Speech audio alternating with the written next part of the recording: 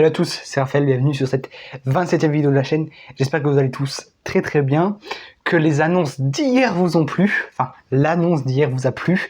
Voilà la newsletter qui va se mettre en place la semaine prochaine, dans les plus brefs délais, je l'espère. Donc n'hésitez pas à rester connecté, tout va se mener très rapidement. Aujourd'hui, toute nouvelle annonce, tout nouveau sujet. Eh bien, comme annonce sans trop tarder, c'est l'ouverture d'un Discord communautaire. Alors voilà, pour l'instant, il est en programmation, il va sortir la semaine prochaine. Je vous tiens au courant de toute façon sur Instagram et TikTok, ainsi que sur YouTube, bien sûr. Je ferai sûrement une vidéo explication pour la newsletter et pour le Discord communautaire. Donc, si vous êtes intéressé par ce Discord communautaire, n'hésitez pas à me le faire savoir dans les commentaires, ça me ferait extrêmement plaisir que certaines personnes viennent dessus. On va parler de développement personnel, de mindset et de business, d'entrepreneuriat en général, avec des networking et plein d'autres choses qui vont se mettre en place dans les plus brefs délais, je l'espère. Aujourd'hui, on n'oublie pas le sujet du jour, sujet important. Pourquoi certaines personnes réussissent et d'autres non. J'avais envie de faire ce sujet, encore une fois, un sujet qui à mes yeux sont importants. Je trouve que c'est essentiel de comprendre pourquoi certaines personnes ne réussissent pas et d'autres oui, parce que souvent on se dit mais pourquoi elle réussit et pas moi? Et bien maintenant on va essayer de penser à autre chose. Pourquoi moi je réussis et pas elle? Maintenant on pense toujours positif. Nous on envisage de devenir millionnaire. Alors si tu envisages de devenir millionnaire, positionne-toi comme un millionnaire. Ok, premier thème, leur mindset fait toute la différence. Pourquoi quelqu'un ne pense pas, pourquoi certaines personnes réussissent plus que d'autres? C'est simple. Je viens de parler du mindset, c'est le premier point qu'on aborde. Le mindset, c'est essentiel. Moi, quand j'ai commencé mon business, j'avais un mauvais mindset. Je me disais, ça va pas marcher. Et puis souvent, moi, j'ai souvent eu un mindset positif. J'ai en tout cas essayé toujours de l'avoir, même dans les moments les plus difficiles. Et donc du coup, ce mindset positif m'a permis de réussir plus vite que certaines personnes. Les personnes qui, de 1, voient la vie tout en noir, de 2, ne voient pas les opportunités telles qu'elles sont, mais en regardant toujours une opportunité avec « ah oui, mais il y a peut-être ça qui va en découler qui est mauvais ». Eh bien, il faut savoir que chaque opportunité va découler de deux manières. Déjà, de la manière positive et de la manière négative. Il y a toujours des répercussions à chaque prise de décision. Alors, ça peut être des décisions minimes et des décisions plus importantes, mais voilà. Donc, si tu n'as pas le bon mindset, si tu n'as pas la bonne capacité mentale, si tu ne sais pas comment vraiment regarder les choses telles qu'elles sont, eh bien tu te trompes. Si tu penses dès lors que tu es millionnaire, eh bien ton mindset va changer, ton état d'esprit va se fortifier, et c'est ça qu'on essaie de retrouver et de chercher. Développer un mindset positif, développer un mindset de gagnant, en pensant que chaque problème n'est pas un problème, mais comme je le dis souvent, un problème sans solution n'est pas un problème. Pense que chaque petite objectif, tu vas devoir le surmonter avec cette échelle dont je te parle depuis maintenant presque un mois, cette échelle qui va te permettre de surmonter, de gravir l'Everest des fois, comme Inoxtag l'a fait.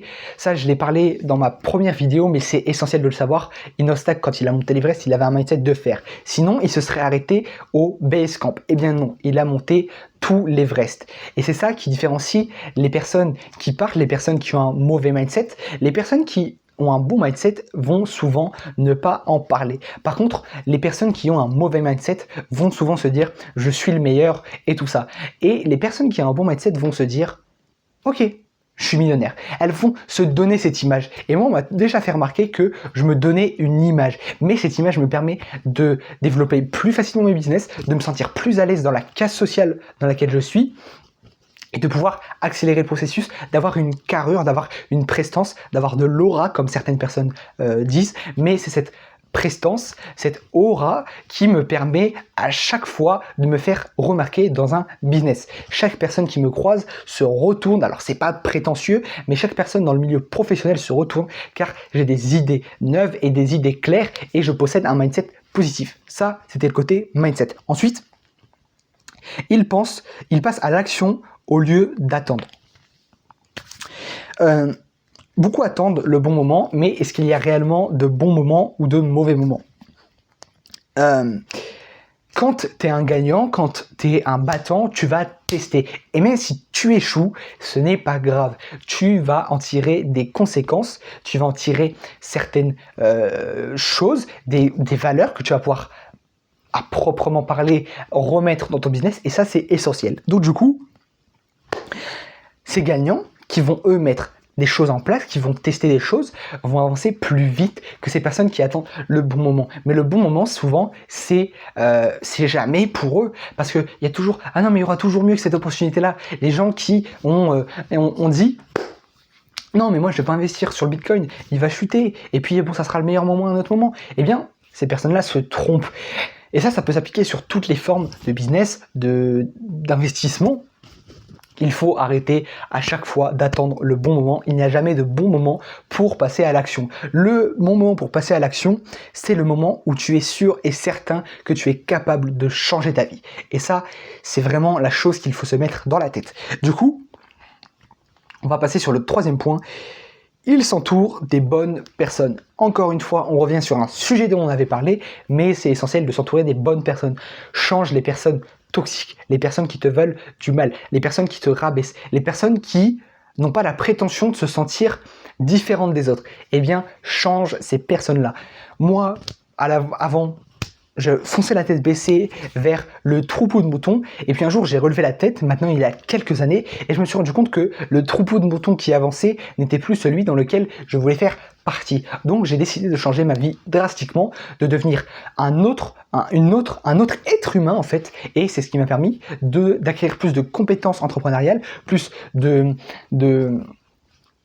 fortune mentale et physique, ainsi que monétaire.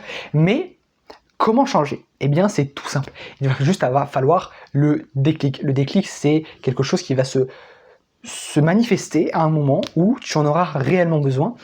Et dès que ça va se manifester, tu vas voir la vie autrement. Moi, avant, je voyais la vie un peu comme tout le monde. Je voyais la vie fermée, où tu devais faire du 8h, 17h tous les jours, où tu devais faire tout simplement tout ce que les gens au-dessus de toi demandaient. Eh bien, je me suis dit, ok, pourquoi je ne changerais pas tout ça?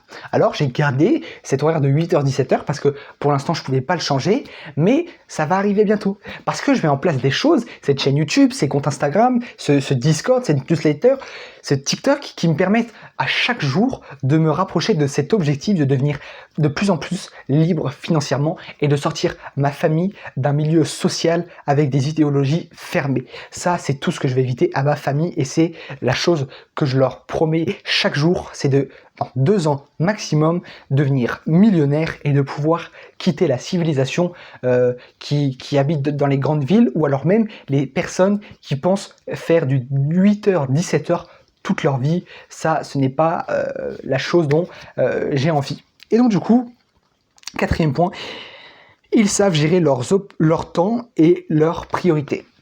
Voilà, comment gérer le temps et les priorités. Si tu sors en boîte, si tu mets des personnes que tu ne connais pas, soi-disant tes amis, en avant de ta famille, eh bien, tu gâches des opportunités et ton temps. Sortir en boîte, c'est une perte de temps pendant que les personnes sortent en boîte le soir. Eh bien, moi, je me fais des séances deep working entre 20h, entre 22h jusqu'à peut-être des fois 4, 5h, 6h du matin, mais c'est les périodes où je suis le plus productif parce que mon cerveau n'est pas obstrué par des substances quelles qu'elles soient, mais du coup ça me permet d'aller plus loin dans mon business et comparé à ces personnes-là, j'arriverai un jour à être millionnaire comparé à elles. Et elles, pendant qu'elles seront en boîte, bourrées de ça, elles prendront la rat race en pleine tête quand elles auront 30 ans, posées avec des enfants, avec une femme, et toujours à tous les matins devoir les emmener à la crèche, devoir aller au boulot, et ensuite rentrer le soir, faire à manger, aller dormir, scroller sur TikTok. Et c'est tout ce qu'elles font dans leur vie, comparé à moi, qui serais posé dans une maison, avec ma famille, avec la bonne famille. Et donc du coup, eh bien, gérer ses opportunités, son temps, et surtout, c'est vraiment gérer les priorités. Les priorités essentielles. Ma priorité, rendre ma famille fière, rendre ma mère fière. C'est ça, c'est mon pourquoi, c'est ma priorité. Je veux pas rendre des personnes fières que je ne connais pas. Je veux pouvoir impacter vos vies, nos vies en général, mais Ne pas avoir à devoir rendre fier des soi-disant amis en réel qui à la fois te crachent dans le dos et ensuite vont vers toi dès qu'il y a un peu de réussite. Non, ça c'est mort, oubliez ça. Ensuite, on va aborder ce 5e point. Il développe des compétences monétisables. Et oui, ça c'est important. Il faut savoir monétiser ses compétences. Si tu sais faire du design graphique, lance-toi dans les miniatures YouTube. Si tu sais, je sais pas, coder, eh bien, lance-toi dans le code d'application de site internet. Si tu as des compétences, mets-les à ton profit, mets-les de telle sorte à ce qu'elles soient monétisables. Ça, c'est quelque chose qu'il faut vraiment se rentrer dans le crâne. Ces compétences, il va falloir les monétiser. Voilà, c'était la 27e vidéo de la chaîne. Plus que, allez, 4 vidéos, dont, 2 dernières avec 2 grosses annonces. J'espère qu'ils vous feront plaisir.